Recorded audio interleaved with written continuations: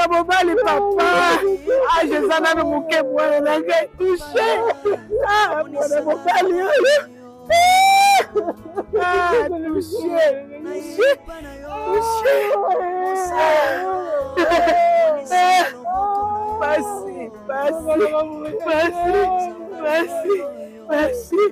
Ah, touché. On salue maman passi. On salue maman linga passi. On salue maman linga passi. On salue maman passi. Ah, Zambe passe beaucoup na nini. Zambe pona no permettre. Maman zana na passe makasi. Santé za kutuma lambu te. Udela zone la bwana na ye. Udela zone la bwana no ko karabote mate. Touché.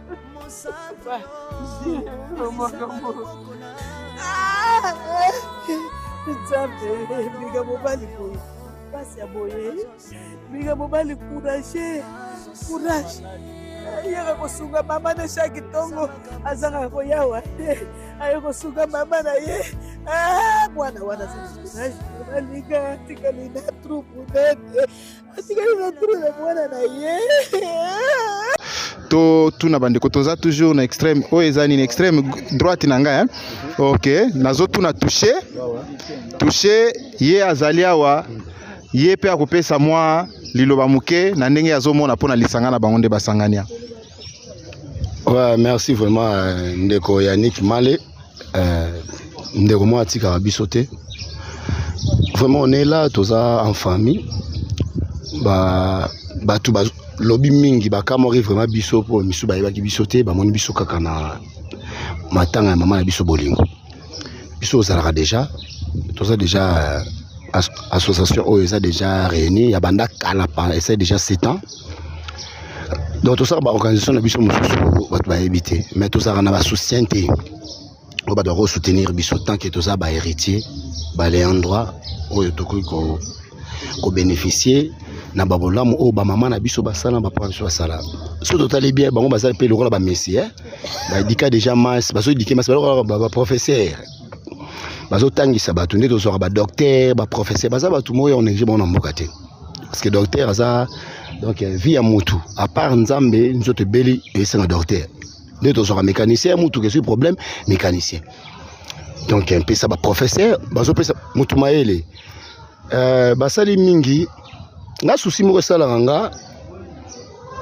gros appel souci ya bato to mona na o basala nde to ki groupe salongo to mona cité salongo mais cité salongo na komba groupe salongo pour animité ba pesa ka groupe salongo ba mama wana ba papa wana na ba o ba kufi ba zwe logoté pour ni ba bénéficiaire te na ba mama pangu ba bénéficiaire na ba bien moko bo e zo reconnaître bango ki na o basala donc ba zwe récolte na ngona semence so ba lonaki biso toza ba petit plante auto bimina pépinière ya bango to bénéficier na ba mukala wana so so ko tie logoté pasi wana isa pasi moko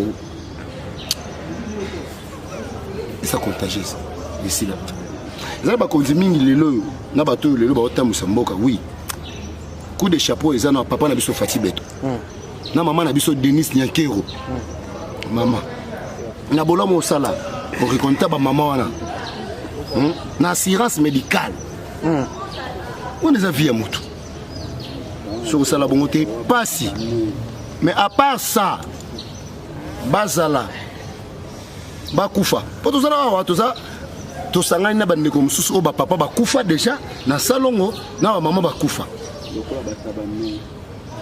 tala ezanzia na biso nyonso ba biso nyonso pe de l'autre kufa pour ezanzia na biso nyonso mais liwa ezaka te o ba kofi opala na to yebi ndenge ke narate mais pasi ya bana wana biso yo nde qualifisa lobi lusubu mona papa ya biso Dudunga Fura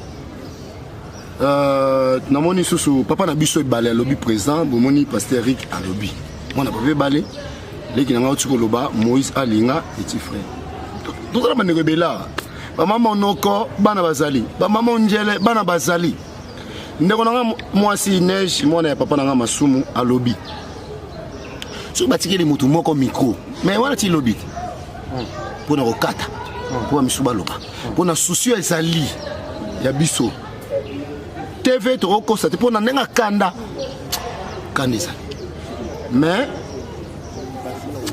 parce que ces ali vous comprenez ngai comprenez mon émotion vous comprenez mon kanda mon mawa tout ce qu'on a maman biso bazo sinalenga kuna na RTNC2 RTNC1 bazo sinanga ba minute koki mais na osala ni faut na pesa ba ndeko balo mais na soucieux na motema ah lelo tukitisi mama odi kolela mona mobali bobi kolela bon ben sala Courage touché, courage. Kolela mon ben sala Courage, fais ça. Bonne unité. Papa to ba kufaka bwe. Ko passer na machine di banaze ba RTNC machine yo. Oh mokoza mona sikona micho hotel.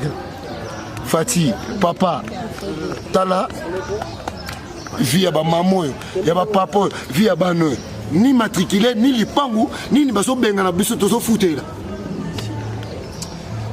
ah so pas mon oroba na olele solo. Le message est passé. Touché, vous comprendre vous comprendre émotion aye.